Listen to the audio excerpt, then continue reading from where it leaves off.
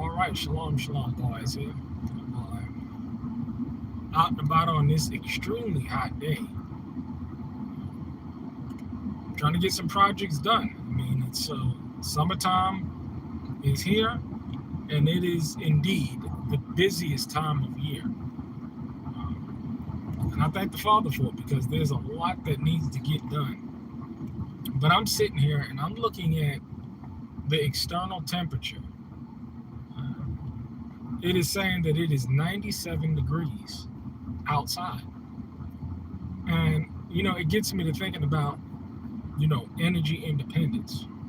And that's the last leg in which, I want to put in place in order to really obtain total self-sufficiency from this system. You're talking about economic self-sufficiency, you're talking about spiritual freedom, you're talking about the ability to produce your own food, protect yourself on land, provide for yourself economically and your family. And the last leg definitely is going to be the ability to produce my own energy or store up large quantities of my own energy to power the things that I need for as long out as possible. So this is what self-sufficiency is about. This is the essence of it. This is what all homesteaders, whether it's a community or homestead, this is what we are all striving for. Show me one person that's not. That's on some land and is not striving for what I just now got to finish saying or describing. But the idea is that the energy dependence is critical. But again, I'm looking at the heat index, and it is 97 degrees outside. I've been pricing solar, and I've been talking about solar more and more because I'm at the cusp of starting to get my own system and be energy independent. And that first starts with getting your pumps and your refrigeration off grid. Those are critical systems you want to focus on, and I am focusing on right now is getting my critical systems off grid. And those critical systems are first and foremost water. You could do rain catchment, but you need a large amount of rain, the system, in order to get that done. Blessings. But the key is that you want to make sure that your critical systems are off grid, i.e. your refrigeration, your freezers, as well as your water, how you obtain your water. Many of us homesteaders, we have wells,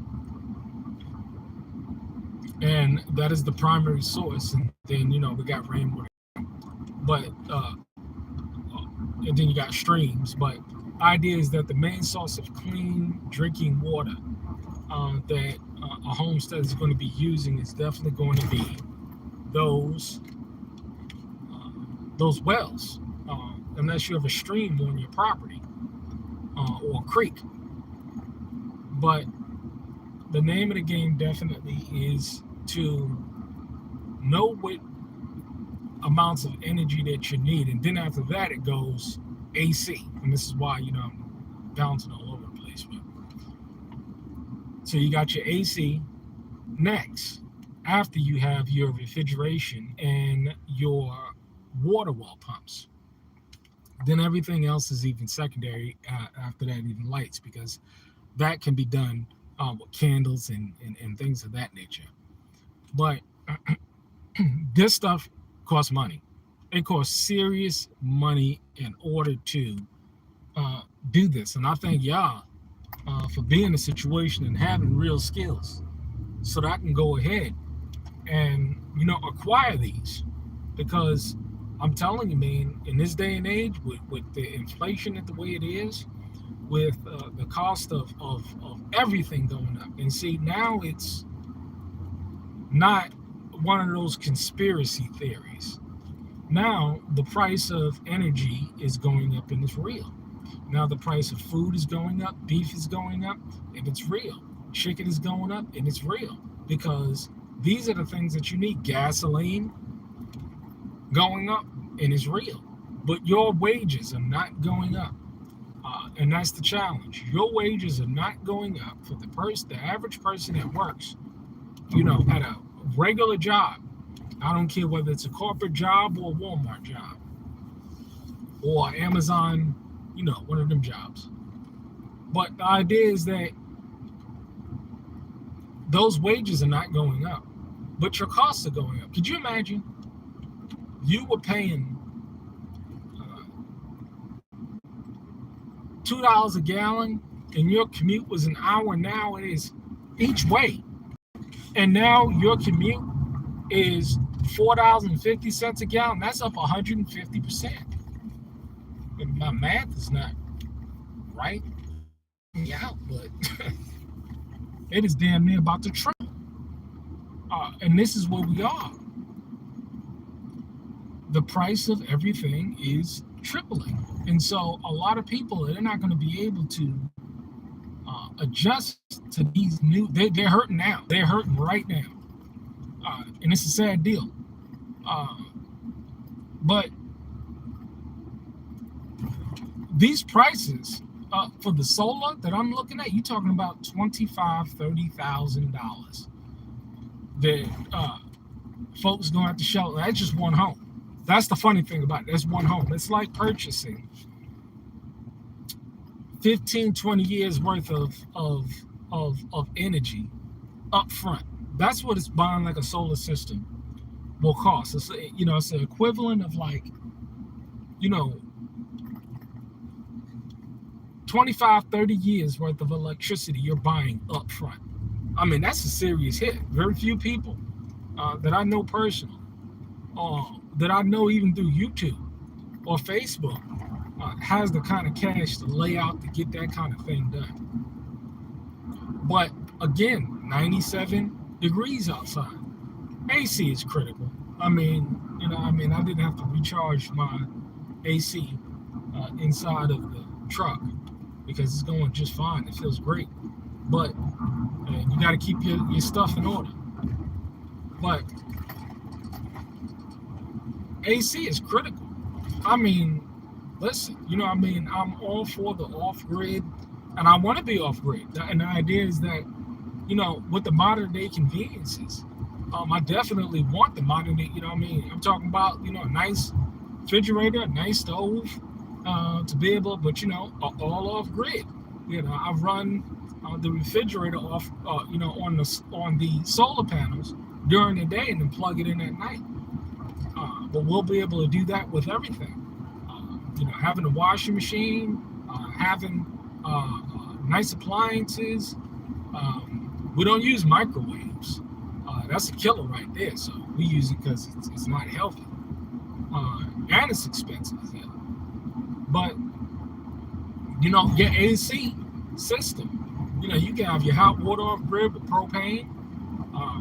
I was able to just recently get my propane transfer kit. So now we can store up to, what's that, 300 gallons of propane now on hand. That's critical, man. These prices are just going up and they're going to continue to go up. But that AC, I don't know how people survive without some AC off grid. That shit is just, I'll tell you this story. About a month ago, I built what's called the swamp cooler. I'm telling you, man, I got all of the trimmings. I trimmed out the front. I got the pipe. I got the pump. I got the bucket for the water. And the theory is that, I had a old fan for the, the furnace. They had this blower. I took it out. I saved it and I hooked it up to that. I did all of the wiring for it. And let me tell you, man, that swamp cooler, we had the ice packs. I spent a couple of $100 to like $300 in material to build this thing. And it's interesting. I came home because I was doing a fence job at that time. It was like 90 degrees outside.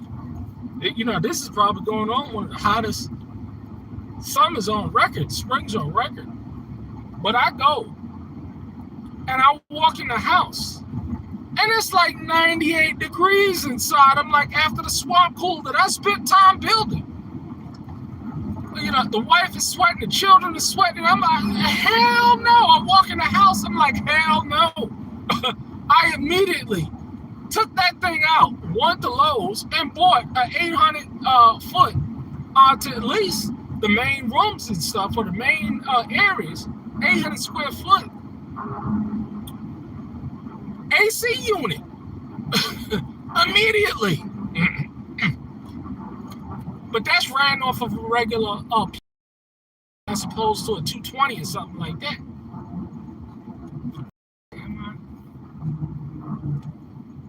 Just don't look right.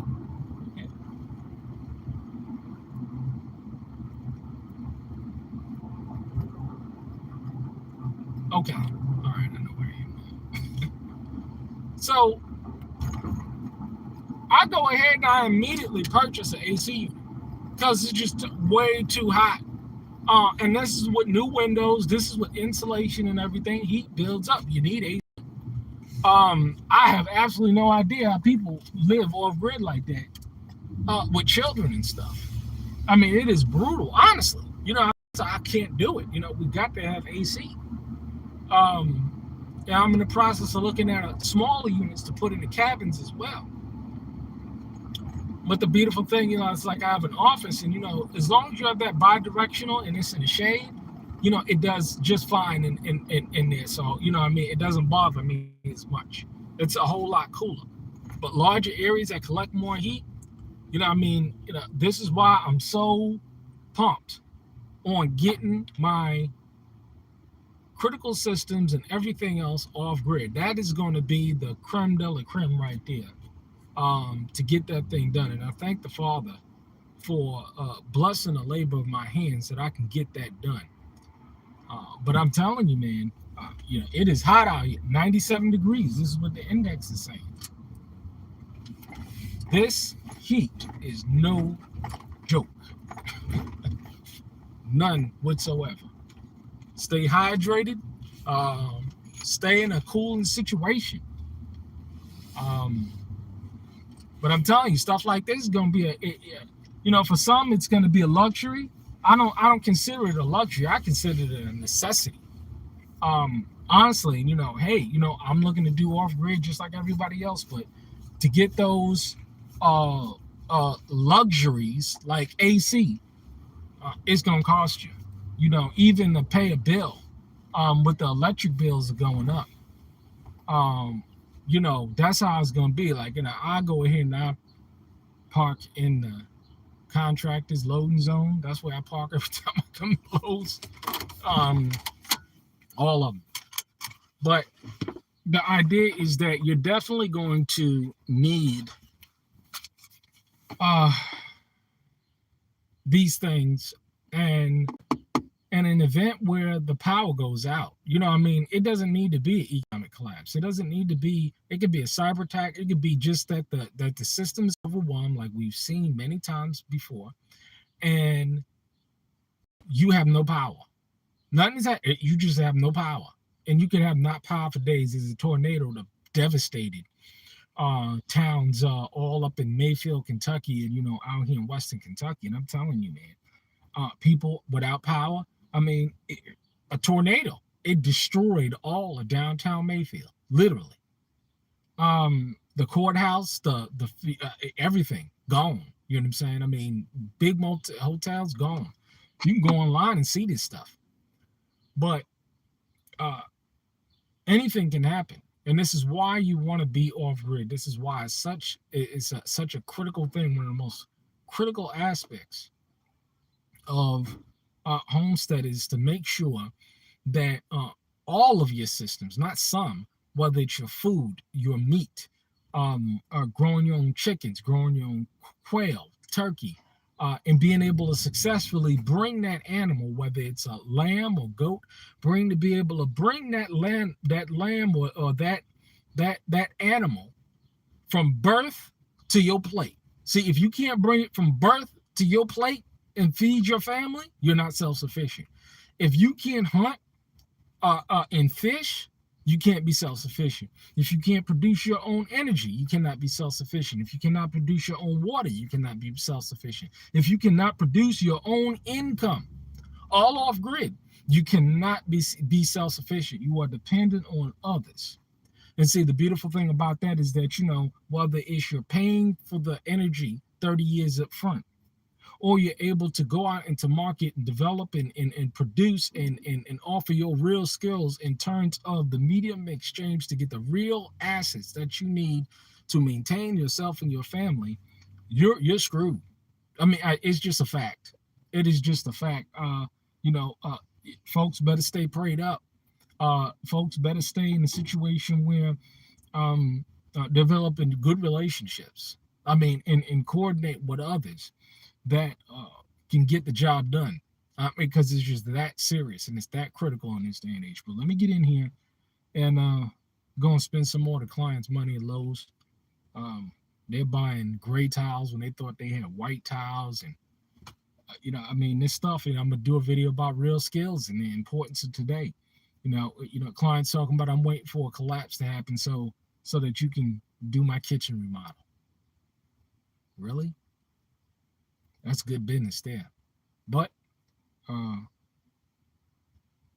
y'all stay blessed and stay cool. Shalom. Turn this thing off.